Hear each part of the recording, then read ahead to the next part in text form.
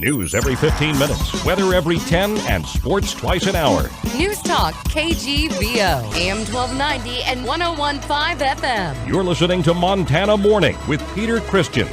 Governor Bullock says the state of the state is strong. Good morning, everyone. Montana Morning for Wednesday, January 25th, 2017.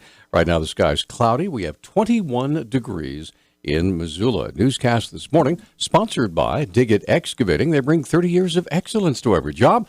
For all your excavation needs, call 214-4292. Roads in western Montana right now, mostly bare and dry, some spots that are bare and wet.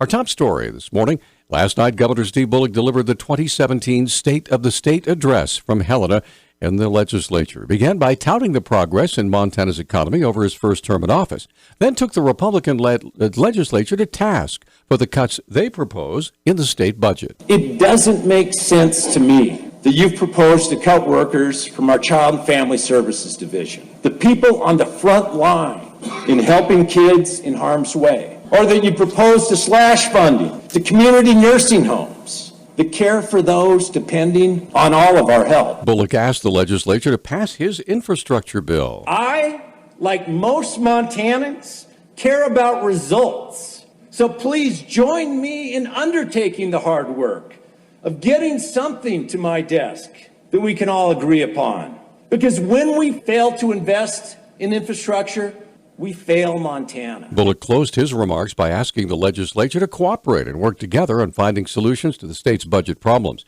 In his response, Speaker of the House Republican Austin Knutson looked back on the governor's re-election campaign when progress, he said, could have been made to address what he warned was a coming budget shortfall. During this past summer, Governor Bullock had the authority to begin reducing the state budget, saving the state millions, which would have helped reduce and offset this budget crisis we now face. But again, the governor was campaigning, and he did nothing. Knutson recalled the recent controversy over Highway Department funding. When Governor Bullock pulled the funding and canceled dozens of highway infrastructure jobs and projects and killed thousands of construction jobs, the Republican caucus led by immediately introducing a bill finding alternative funding for these projects. In response, the governor magically came up with $10 million on the day of our bill hearing. That's not leadership. Knutson called for the governor to put Montanans first, not state government. It's no secret that illegal drug use has been rising in Montana and that drugs are often trafficked here from out of state. Early Monday, Lake County Sheriff Don Bell took part in two separate drug busts, his deputies. The first involved the drug task force sting, in which law enforcement discovered over a dozen grams of black tar heroin. The second drug bust began with the investigation of a traffic accident. Sheriff Bell explains. Vehicle slid in the ditch and the deputy made contact with the occupants. He had, through his training, certain telltales about drug trafficking, and we ended up getting a search warrant through having a drug dog run around the vehicle, and a little over a pound of meth and about a pound and a half of marijuana was found in that vehicle. Bell said both suspects are from out of state. Leonardo Perez from Pasco, Washington, is the one with the meth and the marijuana, and the other one is Michael Robinson from California, 38 years old. Both men are in the Lake County Jail on felony drug charges. Federal charges could also be filed since the drugs were carried across state lines. One of President Trump's first executive orders looks to expedite the building of the Keystone XL pipeline, which could have a big impact on Montana. For years, the Montana Petroleum Association was wary of executive orders from the president's desk, but now Executive Director Alan Olson said things have changed. That's the nice thing about it. The executive orders can go both ways. We saw a raft of executive orders during the last term of President Obama, and I think we're going to see some coming from President Trump. Trump's order is sparking outrage from many environmental groups, but Olson says the pipeline would be a boon to Montana. There's nothing better than privately funded infrastructure development. We're not using tax dollars to put people to work. We're using industry to put people to work. These are projects that will pay a tremendous amount of property tax in the counties in Montana that it passes through, and also give Montana crude oil another access to market. Trump's order is not the end of the story, though. It invites the Canadian company to resubmit its application for the pipeline, but it's accompanied by other demands and negotiations. Trump's asking for the pipeline to be used the pipe to be used in the project to be produced in the U.S.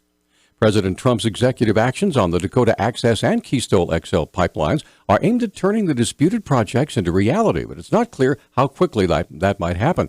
Dakota Access is to carry North Dakota oil to Illinois. It's nearly complete, but stalled while the developer and the Army battled in court over permission for the pipeline to cross under the Missouri River in North Dakota.